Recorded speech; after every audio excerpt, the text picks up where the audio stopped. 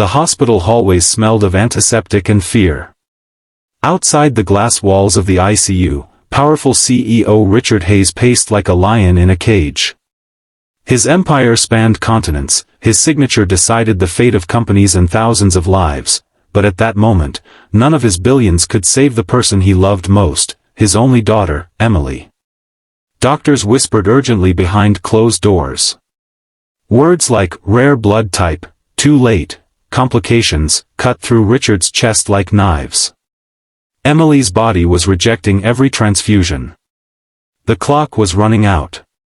Richard, the man who had never begged anyone in his life, now stood helplessly on his knees, whispering prayers he wasn't even sure he believed in. And then, an unexpected voice broke through the silence. "Excuse me, sir. I think I can help." Richard turned to see a man in worn jeans and a faded jacket, holding the hand of a little boy. His name was Daniel Miller, a single dad who worked 2 jobs to support his 8-year-old son, Noah. They had only come to the hospital for a routine checkup. But fate had drawn them into this moment. Daniel hesitated, nervous in front of the intimidating billionaire. "I overheard, your daughter needs blood. I have the same rare type. Please, test me. Maybe I can give." Richard's jaw tightened. He had seen countless people try to take advantage of his vulnerability in these desperate days. But when he looked into Daniel's eyes, he didn't see greed, he saw sincerity, the kind of honesty that couldn't be faked. Minutes later, the test confirmed it. Daniel was a perfect match. The transfusion began. As the doctors worked, Richard stood frozen, staring through the glass at the sight of this stranger's blood flowing into his daughter's fragile body. It was a strange, humbling thing. This man, who owned so little, was giving more than Richard's billions ever could, life. Noah tugged at his father's sleeve. "Daddy, are you gonna be okay?" Daniel smiled weakly, brushing his son's hair back. "Of course, buddy. Sometimes, we just have to be brave so someone else gets another tomorrow." Hours crawled by until finally, the beeping monitors steadied. Emily's pale cheeks flushed with color again. The impossible had happened.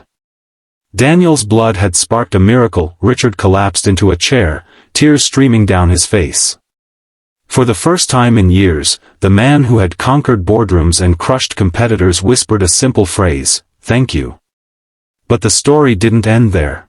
In the days that followed, Richard couldn't shake Daniel's image from his mind, the quiet strength, the unshakable love for his son, the selflessness that had saved Emily's life. He found himself visiting Daniel and Noah, first with gratitude, then with curiosity. He discovered Daniel's struggles, the long nights juggling shifts, the sacrifices made so Noah never went hungry, the dreams quietly buried under the weight of survival. Richard, who had always measured worth by net worth, began to see a different kind of wealth in Daniel, the kind built from love, resilience, and humanity. Emily, recovering with newfound light in her eyes, bonded with Noah instantly. The children's laughter filled the hospital room, softening Richard's hardened heart. For the first time since his wife's death years earlier, he felt something stir inside him, hope, and maybe even the beginning of something more. One evening, Richard sat with Daniel on a hospital balcony. The city lights stretched endlessly, but for once, Richard wasn't thinking about profit margins or deals. "You saved my daughter," Richard said quietly. "But more than that, you reminded me what life really means."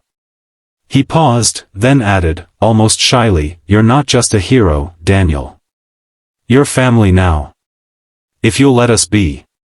Daniel's eyes widened, emotion catching in his throat. He had expected nothing in return. Yet here he was, a single dad who once thought he had nothing to offer, now the cornerstone of a miracle that brought 2 broken families together. As months passed, what began as gratitude grew into something deeper. Dinners together turned into shared traditions. Emily and Noah became inseparable, calling each other the siblings they'd never had. And slowly, Daniel and Richard, two men from completely different worlds, discovered that kindness, sacrifice, and love were the truest wealth of all.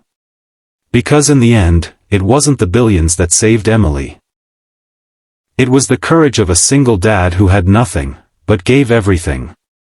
And in doing so, he not only healed a dying girl, he healed a lonely billionaire's heart. Kindness doesn't measure bank accounts, status, or power.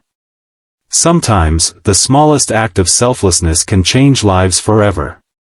And sometimes, the blood that flows through strangers is what binds hearts together as family.